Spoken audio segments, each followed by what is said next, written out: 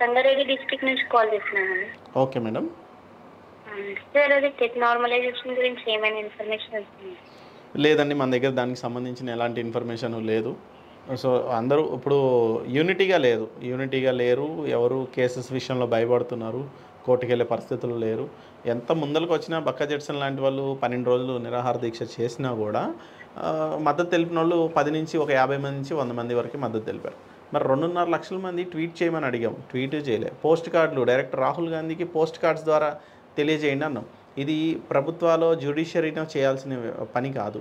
ఇది ప్రభుత్వాల్లో ప్రభుత్వ పెద్దలు చేయాలి. ప్రభుత్వ పెద్దలు in the sense Congress party leaders తీసుకోవాల్సిన స్టాండ్ ఇది. ఎందుకంటే ప్రభుత్వం వాళ్ళ చేతిలో ఉంది, వాళ్ళు తీసుకోవాల్సిన నిర్ణయం ఇది. పార్టీ నిర్ణయం కింద వాళ్ళు భావించి కనుక చేయగలిగితేనే పని జరుగుతుంది. జ్యుడిషియరీలోకి వెళ్ళినా కూడా కోర్టులు ఎలాంటి ప్రభావం చూపించలేవు. ఇదైతే వాస్తవం. మీరు ఏదైనా రాహుల్ గాంధీ లాంటి వాళ్ళకి ట్వీట్ చేయడమో, లేదంటే రాహుల్ గాంధీ లాంటి వాళ్ళకి లెటర్ కార్డ్స్ వేయడమో, పోస్ట్ కార్డ్స్ వేయడమో, ఇలాంటివి పెద్దవాళ్ళు సజెస్ట్ చేశారు. ఆల్రెడీ బక్క జడ్సన్ సజెస్ట్ చేశారు. సో అలాంటి సజెషన్స్ తీసుకొని మీరు ఏదైనా చేయగలిగితే మీకు ఏదైనా రిజల్ట్ కనిపించవచ్చు. ఈసారి కాకపోయినా నెక్స్ట్ టైం కైనా రిజల్ట్ కనిపించవచ్చు. కానీ ప్రస్తుతం అయితే మన దగ్గర ఎలాంటి ఇన్ఫర్మేషన్ లేదు. ఎవరు కోఆర్డినేట్ చేస్తున్నారు, ఎవరు దీని ఇష్యూని హ్యాండిల్ చేస్తున్నారు అని తెలియదు. సో చూడాలి, దీని గురించి మనకైతే ప్రస్తుతానికి సబ్జెక్ట్ తెలియదండి. Thank you. సో ఎందుకంటే ప్రభుత్వాలు నిర్ణయించుకోవాలి. ఇప్పుడు ప్రభుత్వం ఒక మేనిఫెస్టో పెడుతుంది, అది ప్రభుత్వ పాలసీ. ప్రభుత్వం కాదు, పార్టీ స్టాండ్. అది పార్టీ ఒక మేనిఫెస్టో ఇస్తుంది కదా, ఆ మేనిఫెస్టోతో పాటు ఇంకా చాలా చేస్తుంది. కానీ ఒక 6 హామీలే అని ఇచ్చి దాన్ని పాలిష్ చేస్తుంది. ఆ పాలిష్ కాకుండా కూడా చాలా నిర్ణయాలు ఉంటాయి, వ్యవస్థాగతంగా సంస్థాగతంగా నిర్ణయాలు ఉంటాయి. ఆ నిర్ణయాలు తీసుకోవడంలో కూడా ఫెయిల్ అయిపోయారు వీళ్ళు. ఎందుకంటే ఇప్పుడు రాహుల్ గాంధీ ఏమనుకుంటున్నాడంటే తెలంగాణ స్టేట్ నుంచి నాకెంత ఇన్కమ్ వస్తుందనేది చూస్తున్నాడు. కానీ తెలంగాణలో ఎంత నెగిటివ్లోకి పోతుంది. తెలంగాణ ఒక్క స్టేట్ వల్ల దేశంలో ఉన్న కాంగ్రెస్ పార్టీ నెగిటివ్లోకి పోతుంది. ఈసారి వచ్చిన ఎంపీస్ నెంబర్ కూడా నెక్స్ట్ ఎలక్షన్కి వచ్చేసరికి ఉండరు షూర్గా అన్న. ఎందుకంటే 3 నెలల్లోనే నువ్వు 8 మంది ఎంపీలను గెలిపించుకోలేకపోయావు. 8 మంది గెలిచారు. 12 గెలవాల్సిన చోట 8 గెలిచారు. అంటే 30% ఆఫ్ ఓట్ షేర్ పడిపోయింది కాంగ్రెస్కి.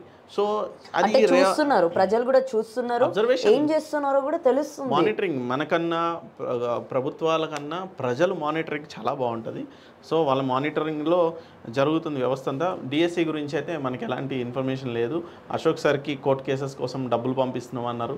సో అవన్నీ మనకి మన నాలెడ్జ్లో లేని విషయం. డిఎస్సి కేసు ఏమైంది అని చెప్పండి అని కొంతమంది కామెంట్స్ పెడుతున్నారు మనకి. సో డిఎస్సి కేసు గురించి మనకు తెలియదు. 1:100 కోసం చాలామంది ఫైట్ చేస్తున్నారు. అవి కూడా రిపీటెడ్ కామెంట్స్ వచ్చినాయి. డిఎస్సి గురించి ఏమైనా చెప్పండి. డిఎస్సి కేసు కోసం అమౌంట్ కావాలి లాయర్కి ఇవ్వడానికి, అందరూ అశోక్ సార్కి అమౌంట్ సెండ్ చేయండి. సో ఇది వాళ్ళ రిక్వెస్ట్ అనమాట, కామెంట్స్లో పెట్టారు. సో మెడికవర్కి గిరాకీ కావాలి, అలాంటప్పుడు వైద్యానికి డబ్బులు ఎందుకు ఇస్తారు? డిఎస్సి గురించి చెప్పండి.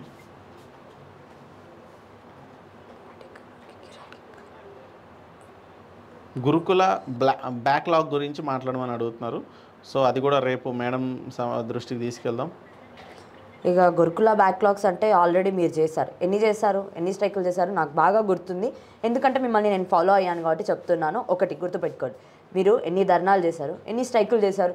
అప్పుడు ఏమన్నారు, సరే ఏదో జరిగింది, బ్యాక్లాగ్స్ అయితే ఉంచకుండా మేము మళ్ళీ చూసి ఫిలప్ చేస్తామని చెప్పి రేవంత్ రెడ్డి గారు ట్వీట్ చేశారన్న, రీట్వీట్ చేశారు. అంటే ఎవరైతే ఆర్ఎస్ ప్రవీణ్ కుమార్ సార్ అయితే ఉన్నారో ఆయన ప్రీవియస్గా చూసుకున్నారు ఇదంతా. సో ఆయననే ట్వీట్ చేశారన్నమాట. ఒక ఆర్డర్ ప్రకారము మీరు మెయింటైన్ చేయాల్సింది బ్యాక్లాగ్స్ ఏవైతే ఉన్నాయో వాటిని ఫిలప్ చేయండి అనే టైప్లో ఒకటి ట్వీట్ చేశారు ఆయన. ట్విట్టర్ అదే ఇన్స్టాగ్రామ్ ఎక్స్లో ఆయన నుండి ట్వీట్ చేస్తే దానికి రీట్వీట్గా ఈయన బాగానే రిప్లై ఇచ్చి స్పందించి పర్లేదు మేము ఒక వెబ్ నోట్ అతి త్వరలో రిలీజ్ చేస్తామని చెప్పి ఎప్పుడో చెప్పారన్న. అది దాదాపు ఒక 2 months అయిపోయింది. అది కూడా చెప్తున్నాను, ఎవరైతే జేఎల్ డిఎల్ వీళ్ళు అనుకుంటున్నారో వాళ్ళకి ఇది వాళ్ళు బాగానే ఉన్నారు, మంచిగానే ఆ రోజు వాళ్ళు సెలబ్రేషన్స్ కూడా చేసుకున్నారన్న. అమ్మ అంటే రీట్వీట్ చేశాడు కదా ఖచ్చితంగా జరిగిపోతుందని చెప్పి సెలబ్రేషన్స్ కూడా చేసుకున్నారు వాళ్ళందరూ హ్యాపీగా. చేసుకున్న తర్వాత వెబ్ నోట్ వస్తుందేమో చూసి ఇది అయిపోయింది. అది చూసిన తర్వాత ఇదంతా అయిపోయింది, బాగానే ఉంది. బ్యాక్లాగ్స్ అయినా ఫిల్ చేయాలి కదా, చెయ్యలేదు. ఇప్పటికి 2 months అయిపోయింది. ఇంకా మళ్ళీ మొన్న కూడా అన్న ఎక్కడ అంటే పెద్దమ్మ తల్లి టెంపుల్ అంటే ఫస్ట్ రేవంత్ రెడ్డి వాళ్ళ ఇంటి ముందుకు వెళ్ళారు. ఒకసారి వెళ్ళి మోకాల మీద కూర్చొని అక్కడనేమో జోలలు పట్టుకొని సార్ మమ్మల్ని చూడండి మమ్మల్ని గమనించండి అని ఒకసారి, ఇంకొకసారి కూడా వాళ్ళు ఒకసారి వెళ్ళారు, అప్పుడు నో రెస్పాన్స్. థర్డ్ టైంకి అయితే వాళ్ళని పెద్దమ్మ తల్లి టెంపుల్ దగ్గర చూసాను సార్.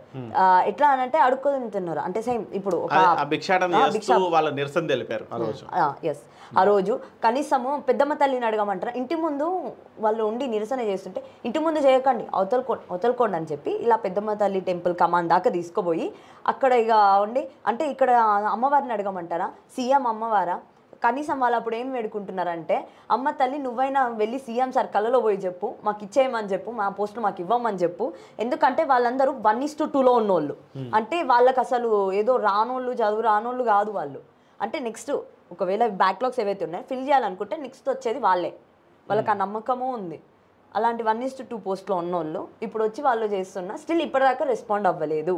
అదే కుమారి ఆంటీకి ఏదో చదివితే కనీసం రెస్పాండ్ అయిపోతారు, లేదంటే ఓ ఎప్పుడైనా సీఎం పబ్లిసిటీ స్టంట్ల విషయంలో బాగా రెస్పాండ్ అవుతాడు రేవంత్ రెడ్డి.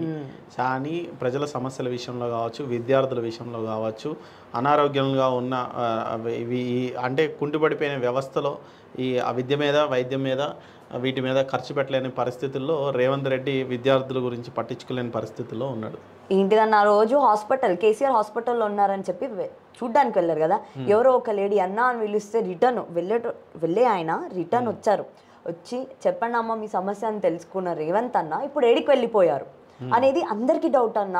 ఎందుకంటే నేను మాట్లాడుతున్నా కదా, చాలా మంది అంటున్నారు అప్పుడేమో అన్న అంటే మమ్మల్ని చూస్తా కరుణిస్తా అన్నారు మేడం, ఇప్పుడు అన్న అని కాదు ఎంత పిలుస్తున్నా రావట్లేదు, జోలల పట్టుకొని అడుగుతున్నాం అన్న అన్న అని చెప్పి, ఇప్పటిదాకా కనీసం ఆడపిల్లని చూడలేదు, ఏం చేయమంటారు అని అడుగుతున్నారు. అంతేకాకుండా మొన్న మళ్ళీ ఒకసారి ఏదో జస్ట్ ఇట్లా క్యాజువల్గా వాళ్ళ గ్రూప్లలో మెసేజ్ చేసుకున్నారంట, ఏం చేద్దాము కనీసం ఇంకొకసారి పోదామా రేవంత్ రెడ్డి వాళ్ళ ఇంటికి అని ఒకటి అనుకుంటే ఆయన ఏం చేశారంటే నైట్కి సంబంధం లేని ఒక అమ్మాయిని తీసుకొని వెళ్ళిపోయారు.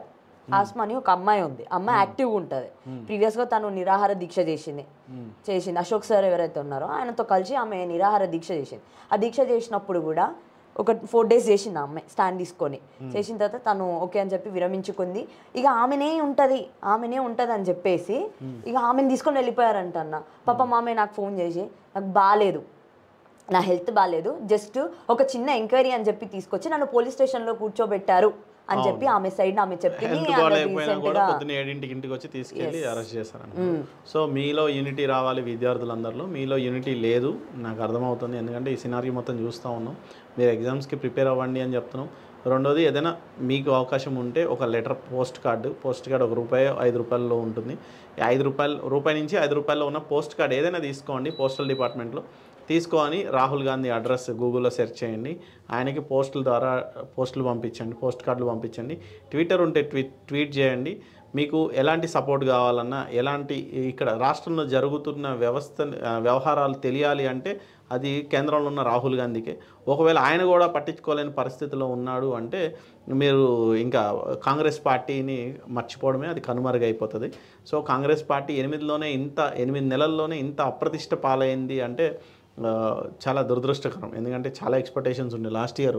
రేవంత్ రెడ్డి మాట తీస్తే పరిగెత్తేది పాట కూడా అలా ఉండేది. ఆ మాటలకి ప్రభుత్వాలు మారిపోయినాయా అనే ఇదిలో ఉన్నాం మనం కూడా.